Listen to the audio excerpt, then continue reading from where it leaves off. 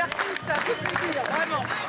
Chaleureusement accueillie par une salle comble, entourée de ténors de l'UMP et du centre, Marie-Louise Faure voulait marquer les esprits pour son retour sur la scène municipale. Rapidement, elle annonce ce qui n'était plus qu'un secret largement éventé. Oui, je suis candidate à la mairie de Sens. Une décision longuement réfléchie, la députée se lance dans la bataille municipale par conviction, mais aussi par devoir. Elle se pose un peu en recours pour l'UMP à Sens. Il y a une part de cœur, je l'ai dit tout à l'heure, il y a une part de raison.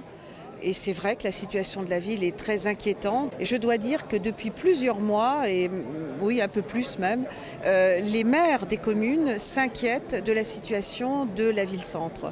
Et c'est vrai que les enjeux tournent quand même autour de la ville qui a énormément stagné et qui manque de gouvernance tout simplement. Face à une situation plus que confuse à Sens, Marie-Louise Faure veut incarner la stabilité et l'expérience. Sa notoriété face à des candidats souvent peu connus du grand public joue également en sa faveur.